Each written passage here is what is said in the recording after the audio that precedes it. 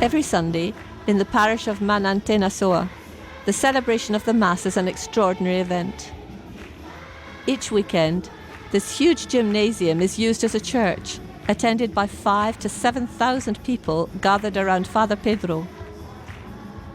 This Argentinian priest of Slovenian origin, who belongs to the Lazarist congregation of Saint Vincent de Paul, has been a missionary in Madagascar since 1970.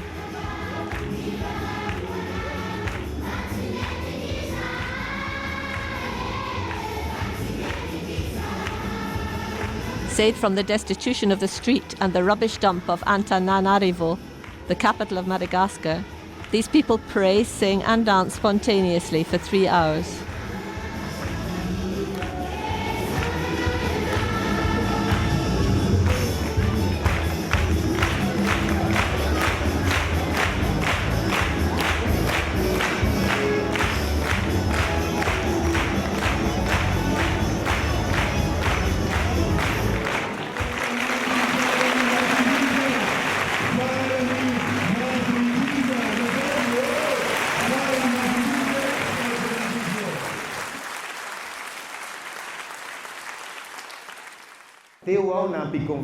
Not long ago, a 10-year-old boy came to confession.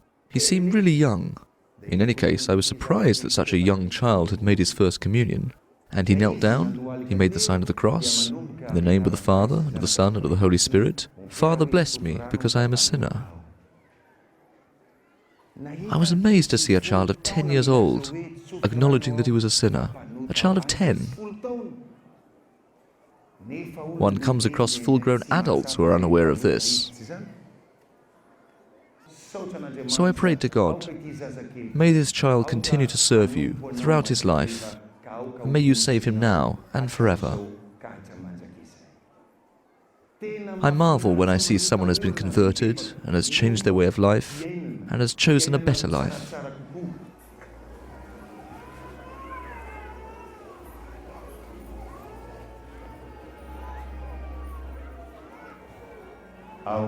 Let us pray.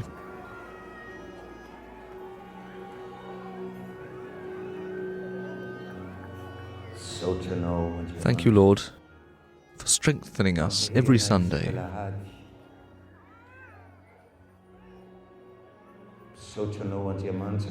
Thank you for your patience as you wait for us to return to your kingdom, to your light and your love.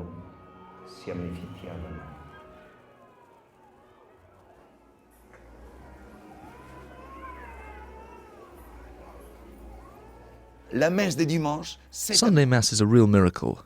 Here we have a place of exclusion, suffering and pain that has become a place where people gather together. For me, it's amazing to see how God can turn situations upside down.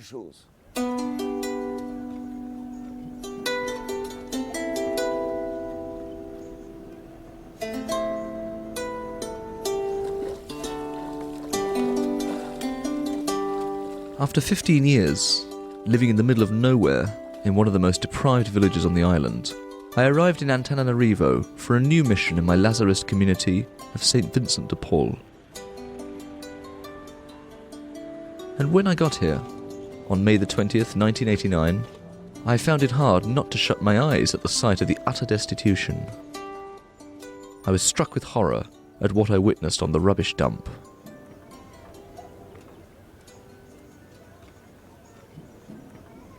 On that day when I saw 1,000 children struggling for their survival alongside the animals, the dogs and the pigs that were living there, I was dumbstruck. It was like an electric shock. I said to myself that here I could not just talk, I had to act.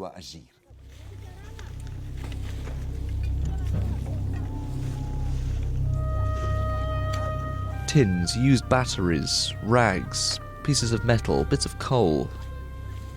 Nothing was lost, because everything could be recovered and perhaps sold in the streets of the capital.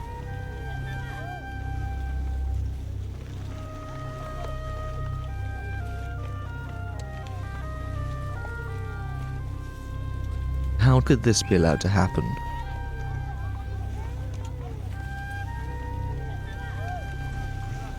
In 1985, the City Council of Antananarivo chose this place for dumping both its waste and its poor people, all in one go.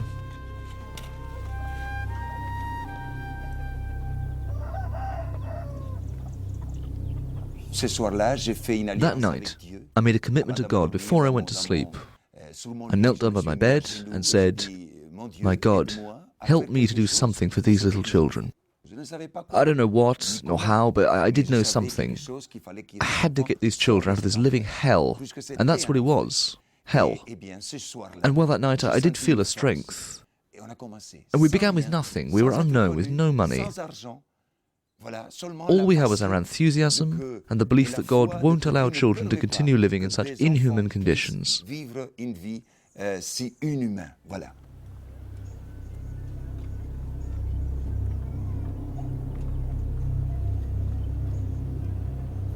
So Father Pedro asked for the help of some young Malagasy people he knew, and together they ventured out to meet the inhabitants of the rubbish dump.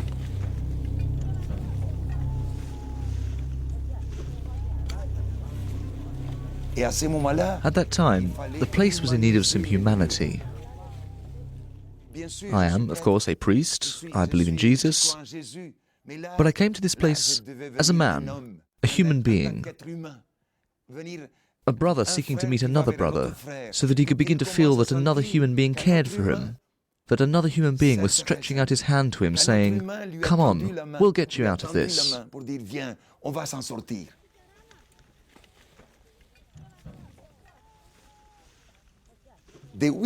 the 800 families that lived on the rubbish dump, there were up to 7 children who had died per family. What can you say to a mother who has lost 7 children? Nothing. You can take her hand and say, "Mother, if you have another child, we'll help you to raise it so that it will live."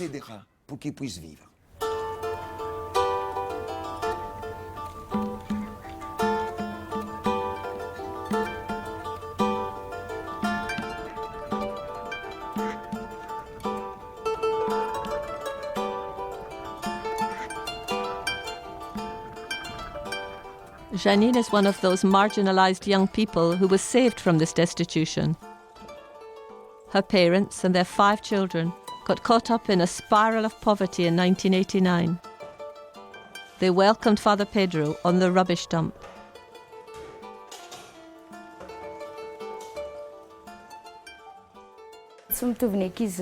We were not at all like any of the other children. My parents lived in the street with my elder brother, and their life down there in the street was picking through rubbish and begging. As a result, there was no joy at all. Every day was a misery.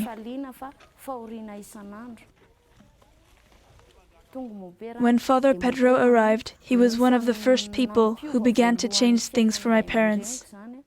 He instinctively knew how to welcome people. Some people were afraid of him, but others dared to approach him straight away. Yet, because he knew how to speak gently with people living in hardship, including my parents, we learned to open up to him as well. That's how we became friends. My parents were among those who joined him in building the first houses and all the other things that were needed for the construction of a kamasoa.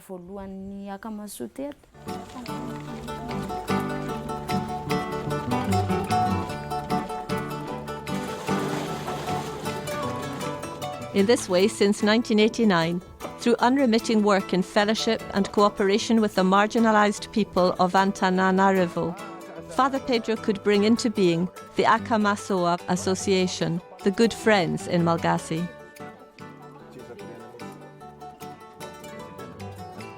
This association is currently composed of 18 villages, built entirely by the members with their own hands. With a population of 20,000 people, they're a genuine community in which everyone is respected and is learning to take responsibility for their own future. If God does miracles, they are happening here.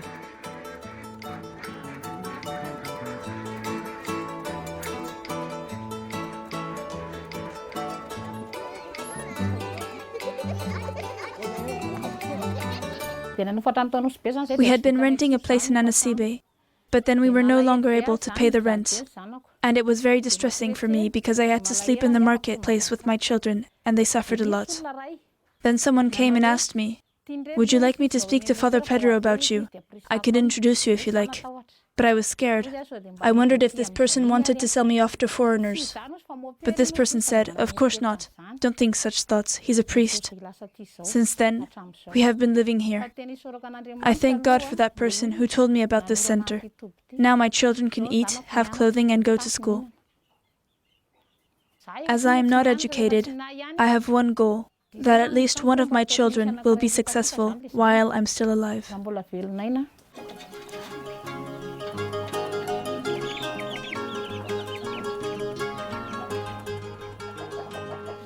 Rafarasu currently lives with her husband and her 7 children in the village of Ambanyal in Akamassoa. She looks after the flowers and sees to the cleaning in the village.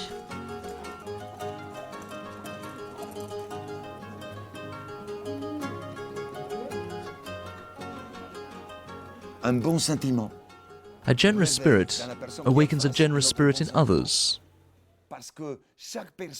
because we all have a light inside us, the spark of life, of love, that never dies.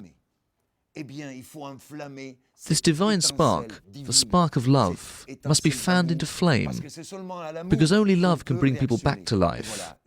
I gambled everything on this basic principle. When you love, others respond with love.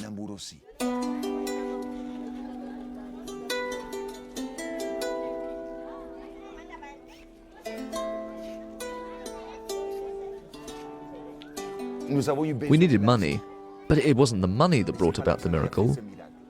It was faith, the faith of all those who work with me. I have 412 people working with me, almost all of whom are Malagasy.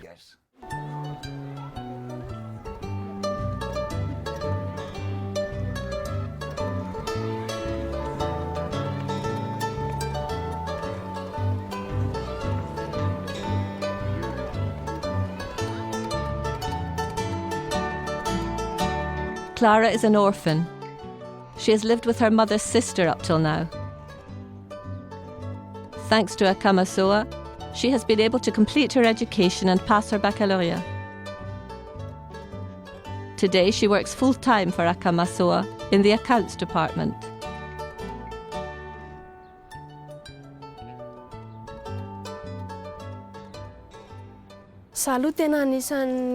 I'm very happy with the help I've received, and as a result, to be able to help others. In my opinion, the most important quality you need to work here is decency and truthfulness, rather than competence. Because I can tell you in my case, I'm not particularly skilled. You need honesty too. If someone asks me to do something, I do it. By making an effort, even if you don't really have the know-how, you get there in the end. It depends on your faith and the amount of effort you make.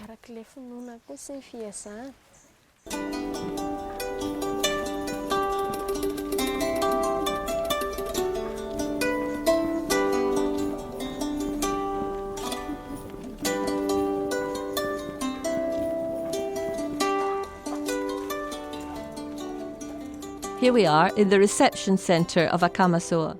It's open day and night, and there is never a day that goes by when families don't come here to ask for help.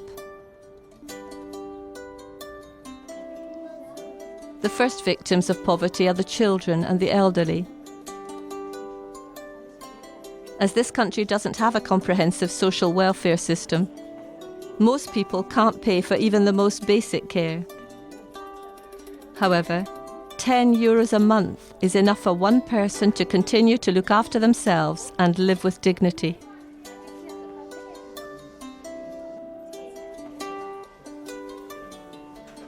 Nini arrived in Akamassoa in 1994 with her husband and 3 children.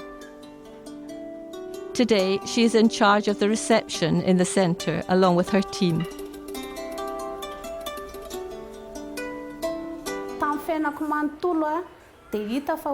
I was someone who was completely lost in life. We slept in one market after another. And then someone said to us, "Go to Akamasoa, because there is a very generous priest there. You really must go." It's true that I was married, but my family had rejected me. So we came here, and they looked after me. My children went to school, and they gave me some work.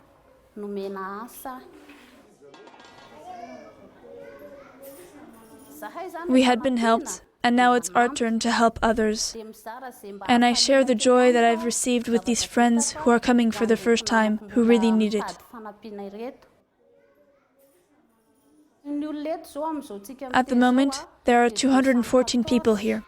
Some are mentally ill. There are some who are in the same situation that we were in, sleeping rough. And the state of Madagascar sends them here. This is what upsets us, because the state is not accepting its responsibilities.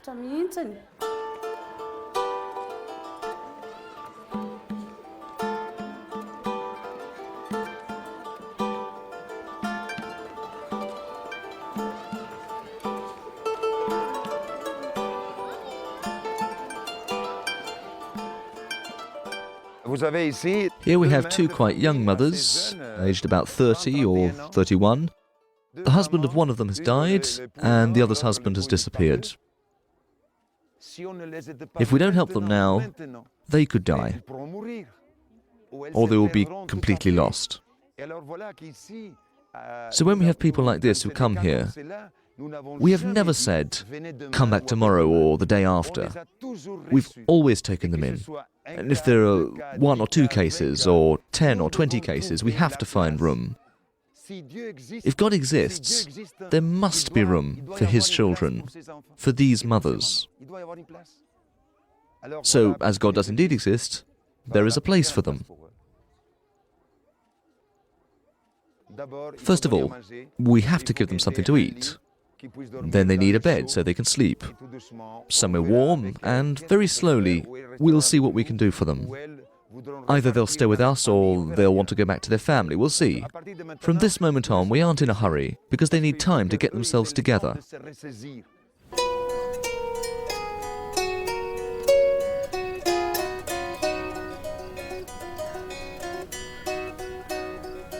It takes a long time to realize that a more stable existence is possible. They have to adapt to a different kind of environment, rules that might at first seem unbearable. This is what the families here experience when they come temporarily to this village of simple houses.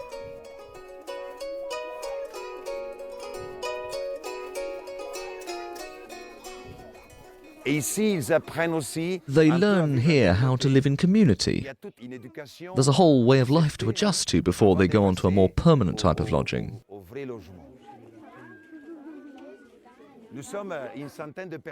There are about 100 of us here who accompany them, who are all concerned for these brothers and sisters.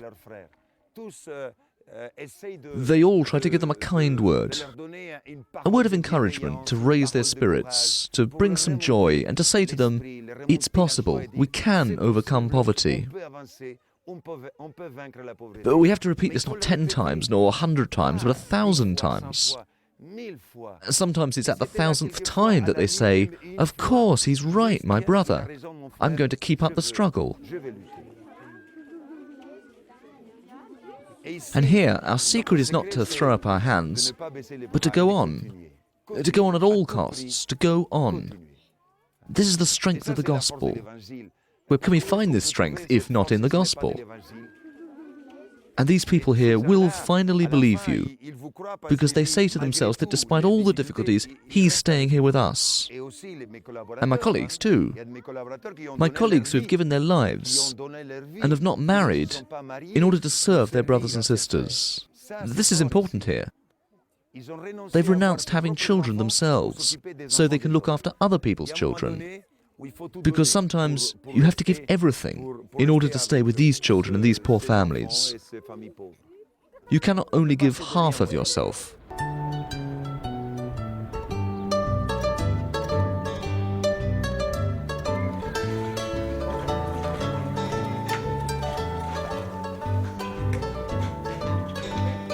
Those who want to stay in Akamasoa and live in a permanent house have to work, put their children into school, and feed their children, as well as observing the Dina, the charter that defines the association's rules.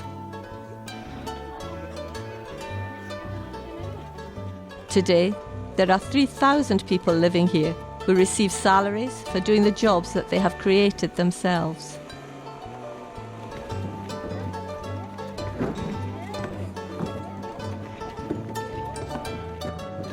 Miss Yubi is in charge of the workers in the quarry at Bemaswanja.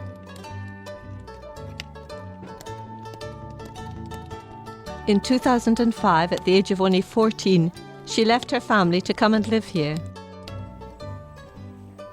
With the help of Akamasoa, she passed her baccalaureate and studied office automation.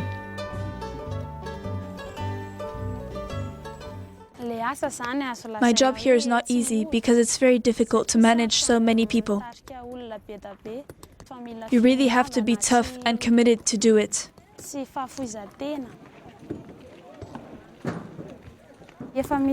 They are organized into groups, and each group has its leader. The men who are miners break up the big stones.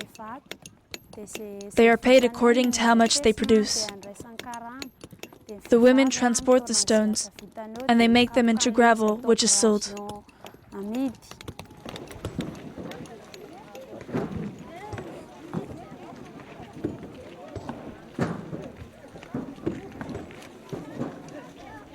Vous êtes ici, dans un endroit.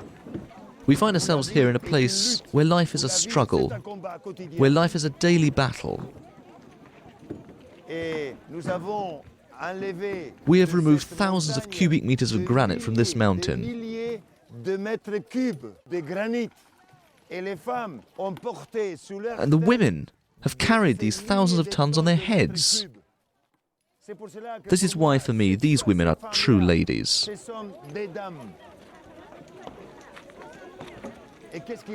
What do these women earn? Barely €1 per day.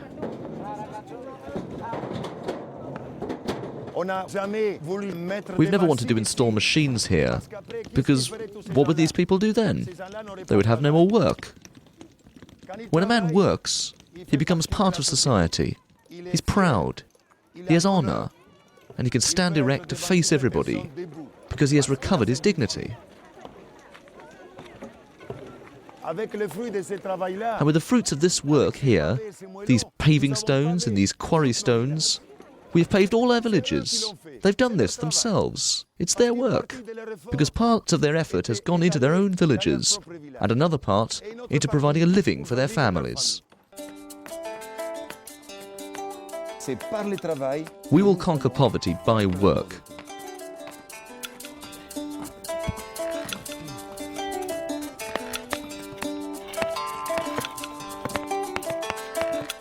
Every 4 days, in the heart of Akamasoa, a house appears. Thanks to these workers and the income that they bring us and to our many external donors, it's possible to cover the costs of most of the public services of Akamasoa, especially the medical insurance. 10,000 children go to school in the schools built by Akamasoa. The challenge is to feed them 5 days a week. The results are among the best in the region. 82% of the Akamasoa pupils succeed with their baccalaureate, and most go on to university to continue their studies.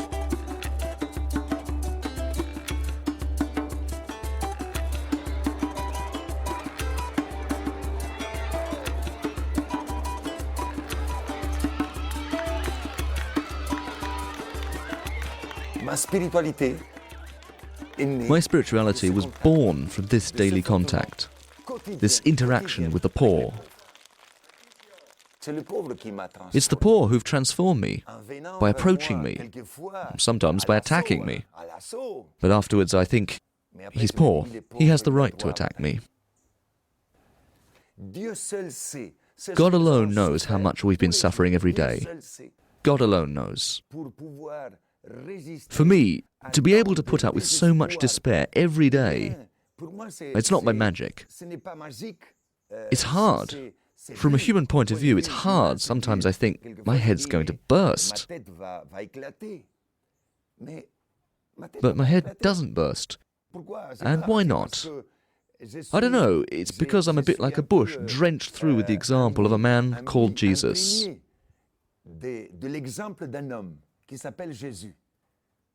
I'm soaked through with the gospel, with the word of this man, Jesus. When I decided to become a priest, I said to myself, I'm going to imitate someone, Jesus.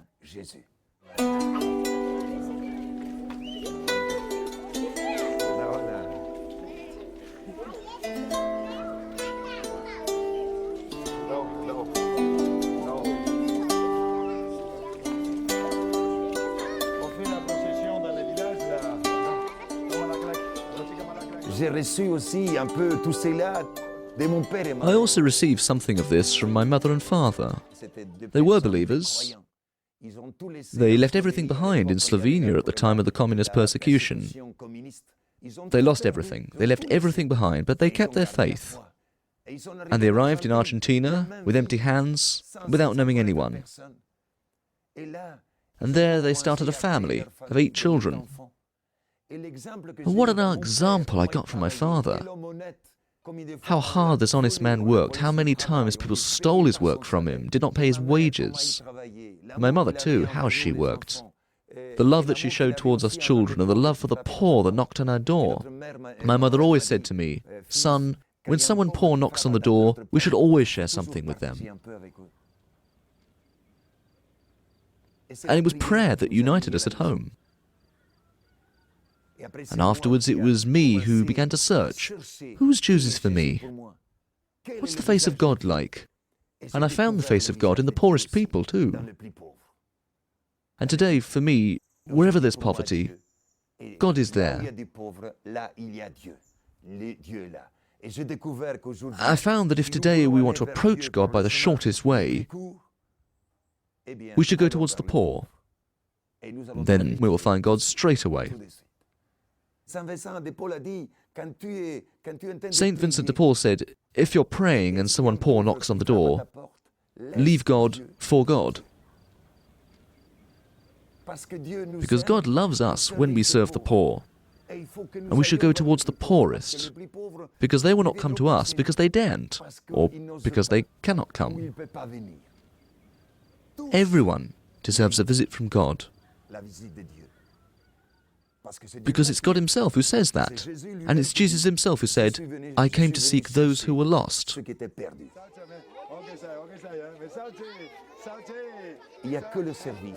It's only by serving that we can be saved, and by which the gates of heaven will be opened up to us one day. And let's not forget what Jesus told us in Matthew 25:31 and thereafter. As you did it to one of the least of these, my brothers, you did it to me. We cannot get away from that.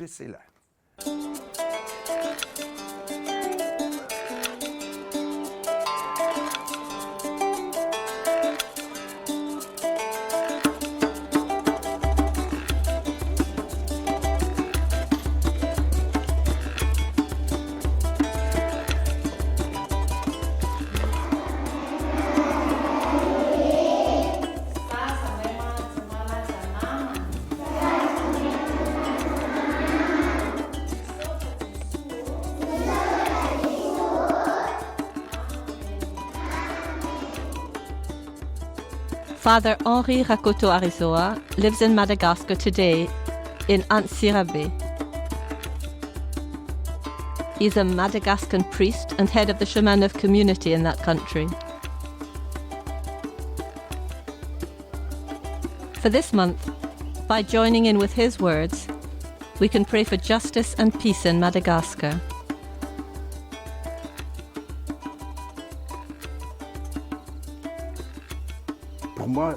For me, Akamasu is a word of hope. It's possible to push back poverty, and even to overcome poverty. It is possible.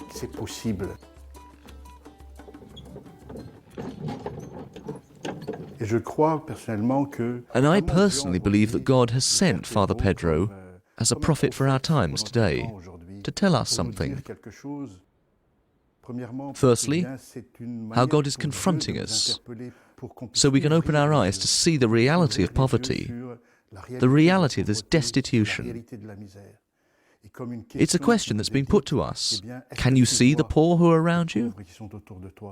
Can you see the destitution surrounding you? Secondly, it's an invitation not to get accustomed to seeing poverty, but to allow ourselves to be called ceaselessly by all the situations of hardship that surround us.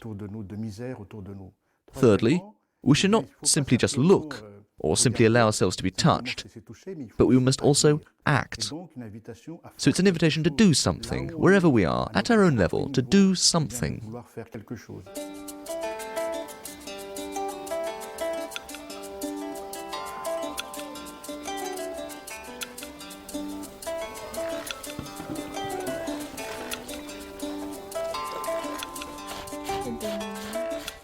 The word of God for this month is in the Gospel of Matthew, chapter 25, verse 31 and onwards. Jesus said, "Truly, I say to you, as you did it to one of the least of these my brothers, you did it to me."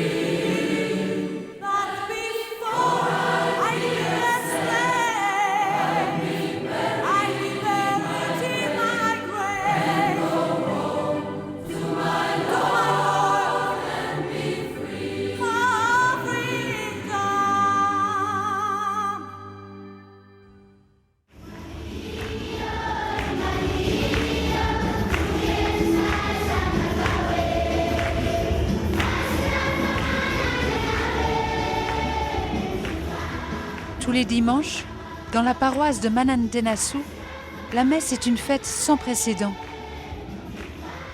Chaque fin de semaine, cet immense gymnase qui sert d'église rassemble 5 à 7 000 personnes autour du Père Pedro.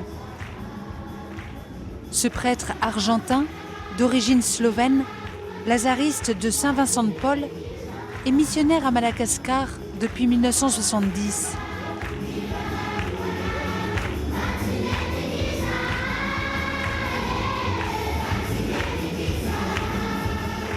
Sauvé de la misère de la rue et de la décharge d'Antananarive, la capitale de Madagascar, ce peuple prie, chante et danse spontanément durant 3 heures.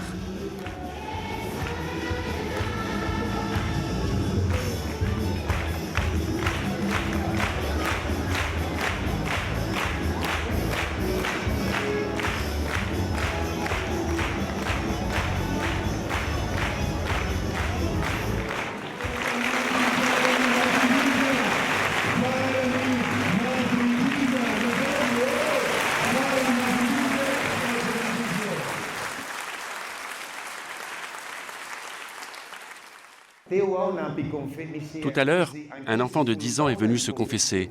Il était tout petit. D'ailleurs, j'étais étonné de voir qu'un enfant aussi petit ait déjà fait sa première communion. Et il s'est agenouillé, il a fait le signe de croix au nom du Père et du Fils et du Saint-Esprit. « Mon Père, bénis-moi, car je suis un pécheur. » J'étais sidéré de voir qu'un enfant de 10 ans reconnaisse qu'il est pécheur. Un enfant de 10 ans. Alors qu'un adulte n'en est parfois même pas conscient, n'est-ce pas? Et j'ai prié Dieu que cet enfant puisse continuer à te servir tout au long de sa vie et que tu le sauves maintenant et à jamais. C'est très édifiant de voir une personne qui se convertit, qui change de vie pour une vie meilleure.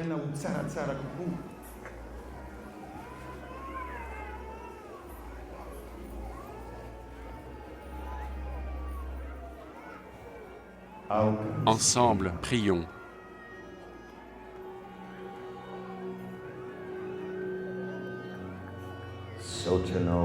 Merci Seigneur de nous fortifier tous les dimanches.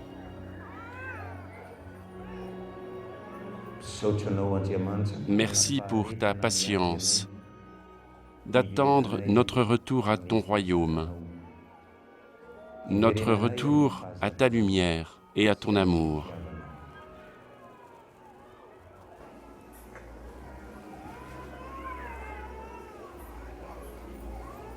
La messe des dimanches, c'est un miracle. Voilà qu'un lieu d'exclusion, de douleur, de souffrance est devenu un lieu de rassemblement. Moi-même, je suis étonné comment Dieu sait retourner les choses.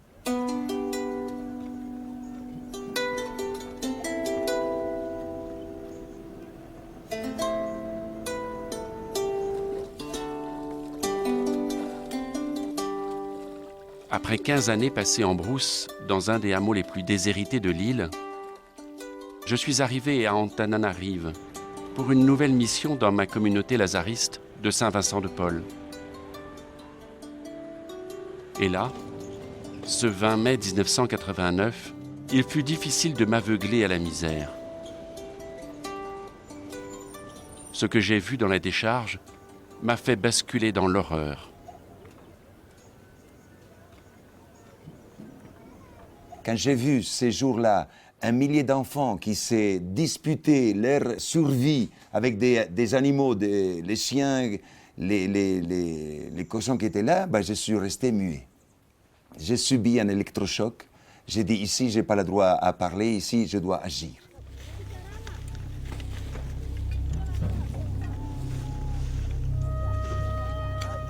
Conserve, piles usagées, chiffons, morceaux de métal, bouts de charbon. Rien n'était perdu, car tout pouvait être récupéré et peut être vendu dans les rues de la capitale.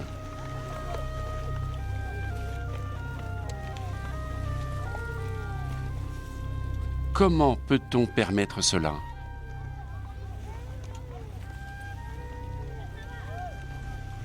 La mairie d'Antananarive a choisi cet endroit depuis 1985 pour déverser ses déchets et ses pauvres par la même occasion.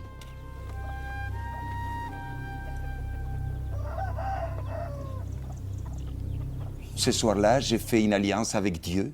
Avant de m'endormir sur mon lit, je me suis mis à genoux et j'ai dit « Mon Dieu, aide-moi à faire quelque chose pour ces petits-enfants. » Je ne savais pas quoi, ni comment, mais je savais quelque chose qu'il fallait que ces enfants sortent de cet enfer, puisque c'était un enfer. Et bien, ce soir-là, j'ai senti une force. Et on a commencé sans rien, sans être connu, sans argent. Voilà, seulement la passion et la foi de que Dieu ne permet pas que des enfants puissent vivre une vie si inhumaine. Voilà.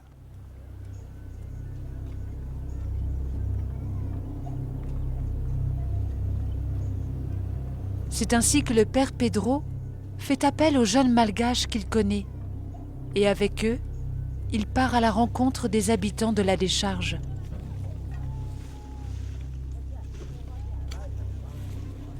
Et à ce moment-là, il fallait humaniser les lieux. Bien sûr, je suis prêtre, je crois en Jésus, mais là, je devais devenir un homme, en tant qu'être humain. venir un frère qui va vers un autre frère, pour qu'il commence à sentir qu'un autre humain s'intéresse à lui, qu'un autre humain lui a tendu la main pour dire viens, on va s'en sortir.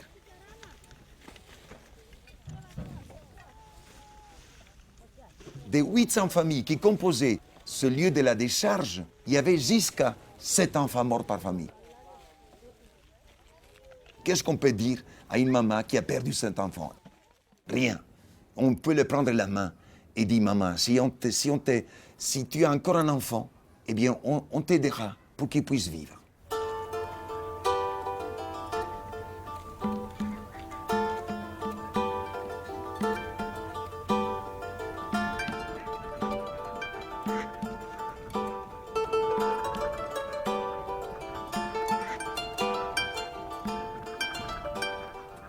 Janine fait partie de ces jeunes sauvés de la misère de l'exclusion. Ses parents, avec leurs 5 enfants en 1989, étaient pris dans ce labyrinthe de la misère. Ils ont accueilli le père Pedro sur la décharge.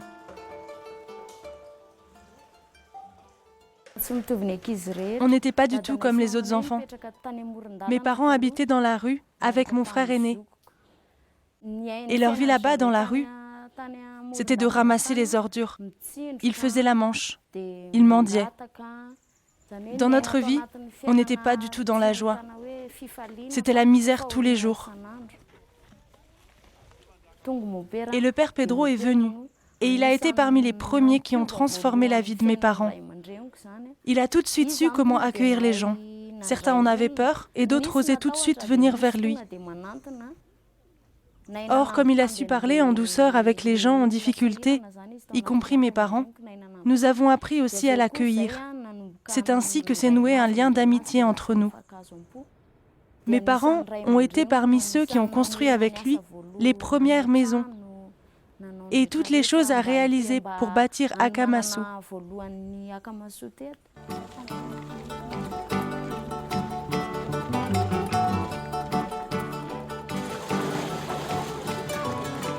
C'est ainsi que depuis 1989, par un travail acharné dans la communion et le partage, le père Pedro et les exclus d'Antananarive ont mis en œuvre l'association d'Akamasu, les bons amis en malgache. C'est entre autres aujourd'hui 18 villages construits de leurs mains qui rassemblent 20 000 personnes.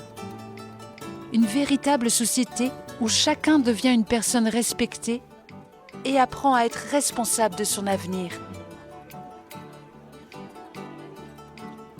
Si Dieu fait des miracles, c'est bien là-bas.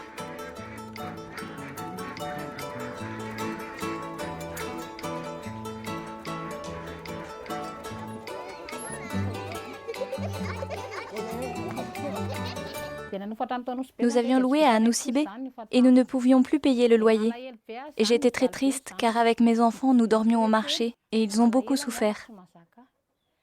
Alors une personne est venue me demander « Est-ce que tu veux qu'on parle de toi au père Pedro? Je pourrais te présenter si tu veux. » Mais j'en avais peur, je me disais « Est-ce que cette personne veut me vendre à des étrangers ?»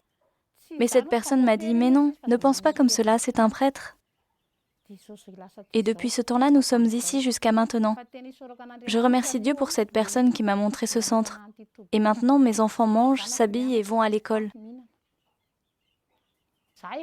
Comme je n'ai pas fait d'études, je me fixe un but.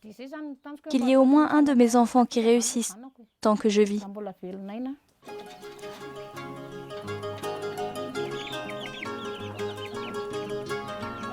Rafarasu vit aujourd'hui avec son mari et ses 7 enfants dans le village d'Ambanyal, d'Akamasu. Elle s'occupe aujourd'hui des fleurs et de la propreté du village.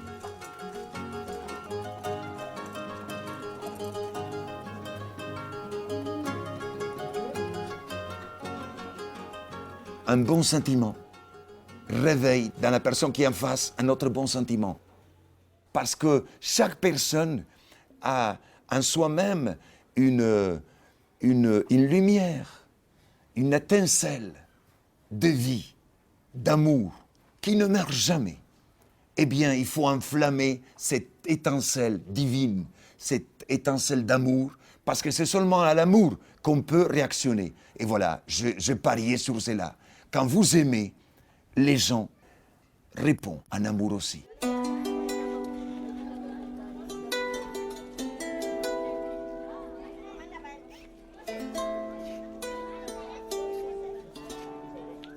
Nous avons eu besoin de l'argent.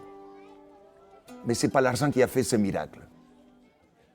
C'est la foi et de tous ceux qui m'entourent. Je suis entouré de 412 collaborateurs, presque tous malgaches.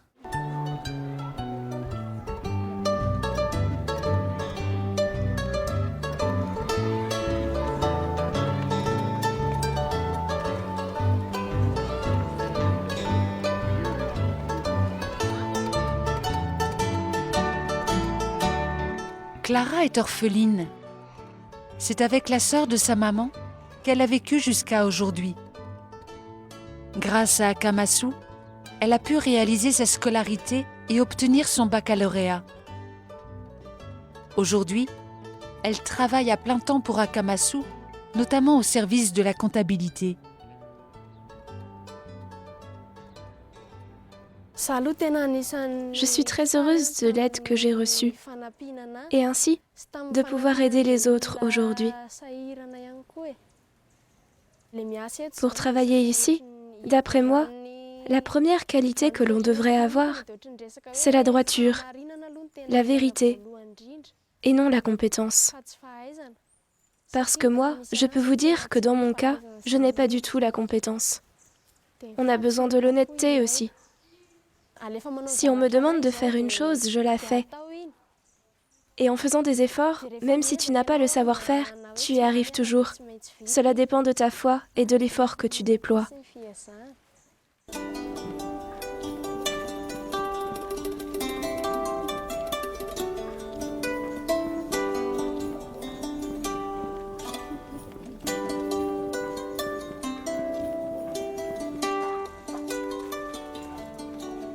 Nous sommes ici, dans le centre d'accueil d'Akamasou. Ouvert jour et nuit, il ne se passe pas une journée sans que des familles ne viennent ici pour recevoir une assistance.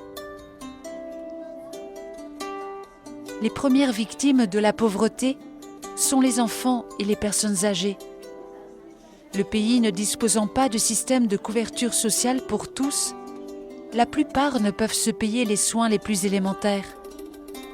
Pourtant, il suffirait de 10 € chaque mois pour que chacun puisse continuer à se soigner et vivre dignement.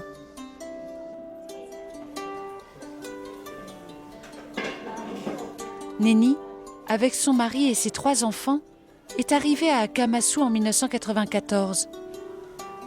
Elle est aujourd'hui responsable de l'accueil avec toute une équipe.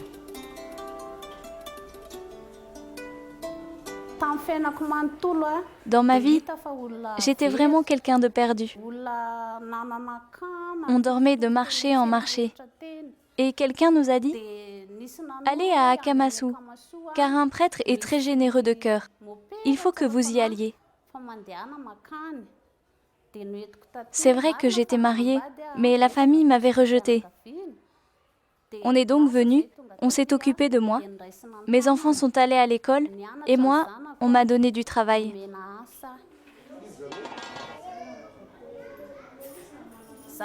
Nous, on a été aidés. Et bien maintenant, c'est à notre tour d'aider.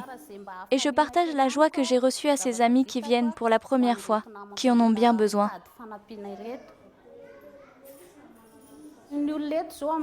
En ce moment ici, il y a 214 personnes.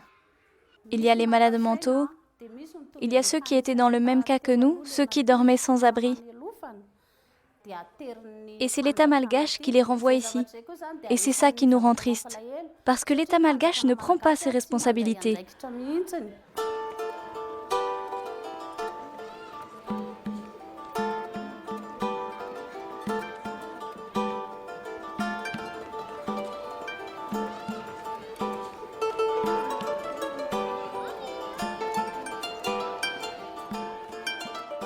Vous avez ici 2 mères de famille assez jeunes, 30-31 ans. 2 mamans, une dont l'époux est mort, l'autre l'époux est disparu. Si on ne les aide pas maintenant, mais elles pourront mourir, ou elles se perdront tout à fait.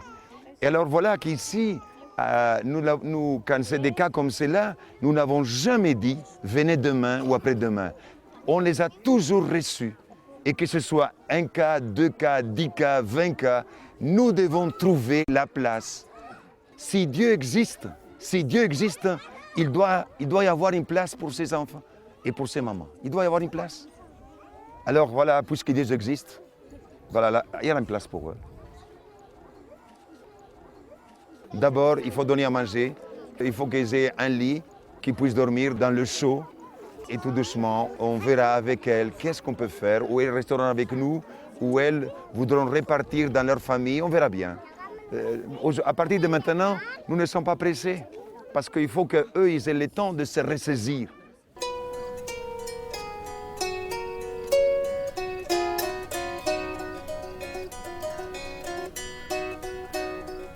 Il faut beaucoup de temps pour comprendre qu'une existence plus stable est possible. Cela passe par un cadre de vie différent, des règles qui sont peut-être au départ insupportables. C'est ce que vivent ces familles ici, accueillies provisoirement dans ce village des pavillons.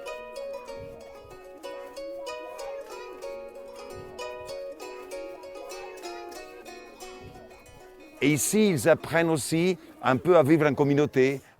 Il y a toute une éducation à accepter avant de passer au vrai logement.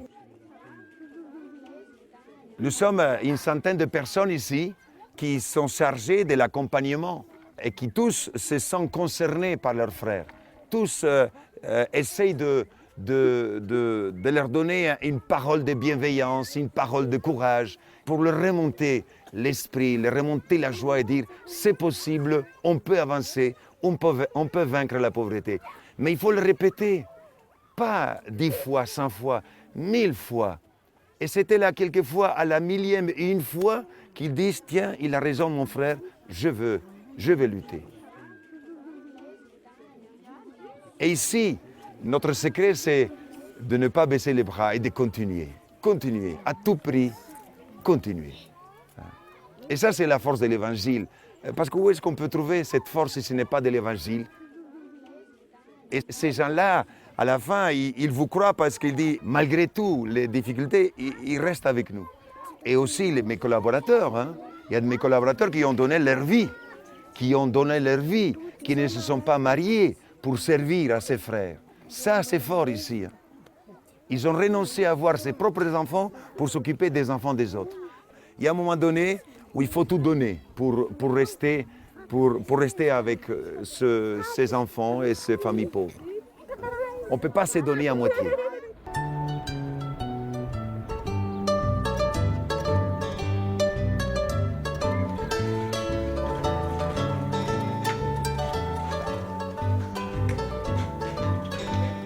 Ceux qui veulent rester à Akamasou et ainsi habiter une maison en dur doivent se mettre au travail, scolariser et nourrir leurs enfants et respecter la dina, la charte qui définit les règles de vie. Aujourd'hui, 3000 habitants sont salariés pour des emplois qu'ils ont créés eux-mêmes.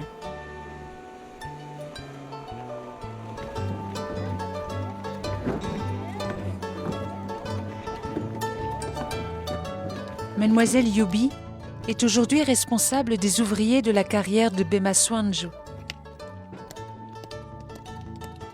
C'est en 2005, à l'âge de 14 ans, qu'elle a quitté sa famille pour venir vivre ici. Avec l'aide d'Akamasou, elle a réussi son baccalauréat et suivi des études de bureautique. Le travail que je fais n'est pas facile, parce qu'il est très difficile de pouvoir gérer autant de monde. Il faut vraiment être audacieux et dévoué pour le faire.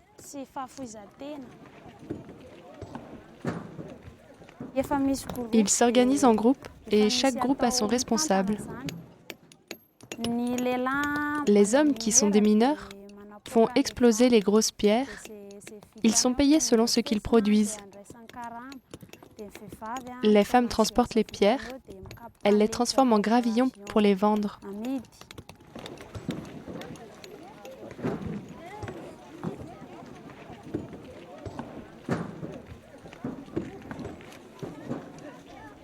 Vous êtes ici, dans un endroit où la vie est une lutte, où la vie, c'est un combat quotidien. Et nous avons enlevé de cette montagne des milliers de mètres cubes de granit. Et les femmes ont porté sur leur tête ces milliers de tonnes de mètres cubes. C'est pour cela que pour moi, ces femmes-là, ce sont des dames. Et qu'est-ce qui gagne ces femmes-là? À peine 1 euro par jour. On n'a jamais voulu mettre des machines ici, parce qu'après, qu'est-ce qu'ils feraient tous ces gens-là?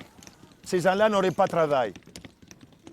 Quand ils travaillent, il fait partie de la société. Il est fier, il a un honneur. Il peut être devant toutes les personnes debout, parce qu'il a cette dignité. Avec le fruit de ce travail-là, avec ces pavés, ces moellons, nous avons pavé tous nos villages. C'est eux qui l'ont fait, c'est leur travail. Parce qu'une partie de leur effort est allée dans leur propre village. Et une autre partie pour faire vivre leur famille. C'est par le travail que nous allons vaincre la pauvreté.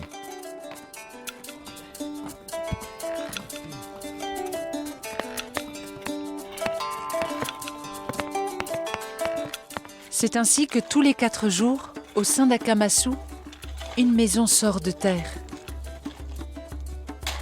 Grâce à ces travailleurs, aux bénéfices qu'ils dégagent et aux nombreux donateurs extérieurs, la plupart des services collectifs d'Akamasou sont financés, notamment la caisse maladie.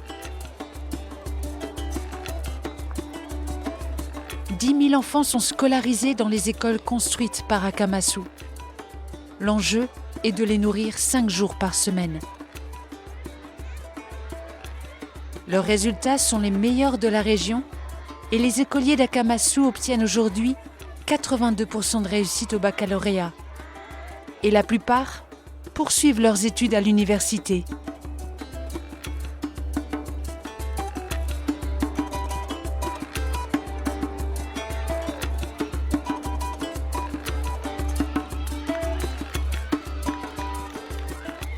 Ma spiritualité est née de ce contact, de ce frottement quotidien avec les pauvres. C'est le pauvre qui m'a transformé. En venant vers moi, quelquefois, à l'assaut. Mais après, je me dis, il est pauvre, il a droit à m'attaquer.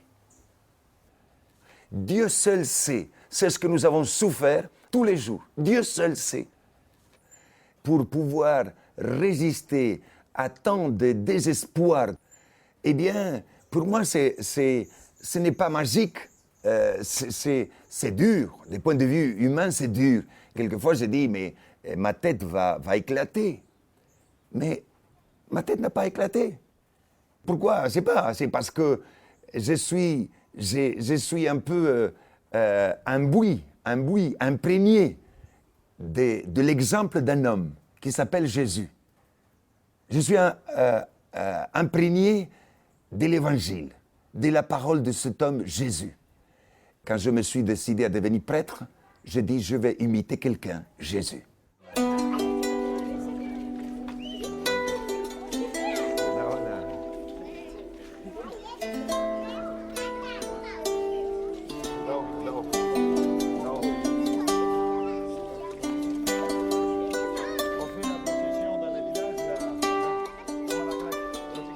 J'ai reçu aussi un peu tout cela de mon père et ma mère.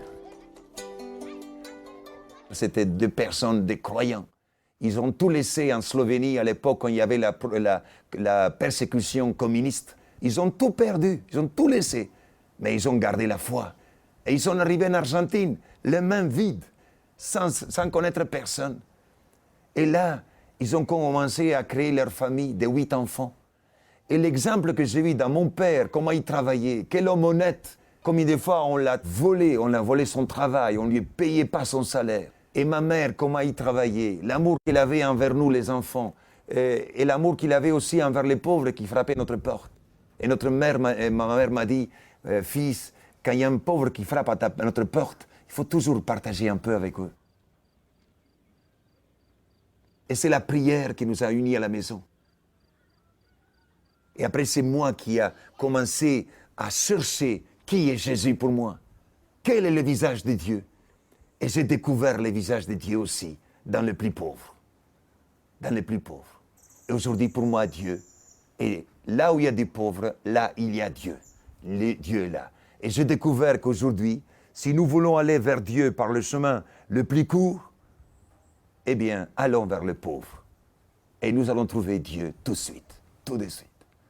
Saint Vincent de Paul a dit, quand tu es en train de prier, et s'il y a un pauvre qui frappe à ta porte, laisse Dieu pour Dieu. Parce que Dieu nous aime au service des pauvres. Et il faut que nous ayons vers les plus pauvres, parce que les plus pauvres ne viendront pas chez nous, parce qu'ils n'osent pas, ou ils ne peuvent pas venir. Tous méritent la visite de Dieu. Parce que c'est Dieu lui-même qui l'a dit. Et c'est Jésus lui-même qui dit, je suis venu chercher ceux qui étaient perdus. Il n'y a que le service qui peut nous sauver et qui peut nous ouvrir les portes du ciel un jour. Et n'oublions pas ce que Jésus nous a dit, Matthieu 25, le chapitre 25, 31 et les suivants. C'est quand vous l'avez fait au plus petit de mes frères, c'est à moi que vous l'avez fait. On ne peut pas passer au-dessus de cela.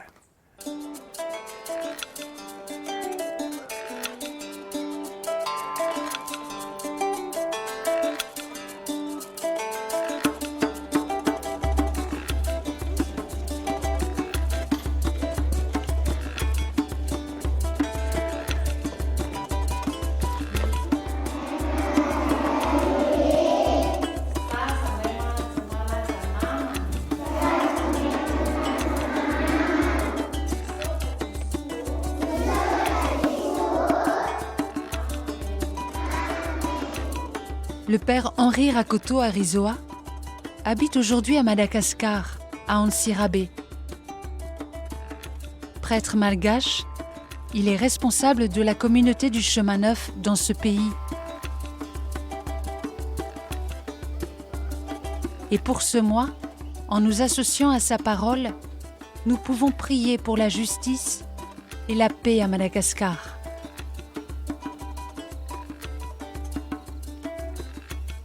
Pour moi, Akamasu, c'est une parole d'espérance. On peut faire reculer la pauvreté et même vaincre cette pauvreté, c'est possible. Et je crois personnellement que vraiment Dieu a envoyé le Père Pedro comme un prophète pour notre temps aujourd'hui, pour nous dire quelque chose. Premièrement, eh bien, c'est une manière pour Dieu de nous interpeller, pour qu'on puisse ouvrir les yeux. Qu'on puisse ouvrir les yeux sur la réalité de la pauvreté, sur la réalité de la misère. Et comme une question qui nous est dite, eh bien, est-ce que tu vois les pauvres qui sont autour de toi? Est-ce que tu vois, eh bien, voilà, cette misère autour de toi? Deuxièmement, eh bien, c'est comme une invitation à ne pas s'habituer à voir la pauvreté. Et puis, à se laisser toujours interpeller sans cesse par rapport à toutes ces situations dures, autour de nous, de misère autour de nous. Troisièmement, eh bien, il ne faut pas simplement regarder, simplement se laisser toucher, mais il faut aussi agir. Et donc, une invitation à faire quelque chose. Là où on est, à notre propre niveau, eh bien, de vouloir faire quelque chose.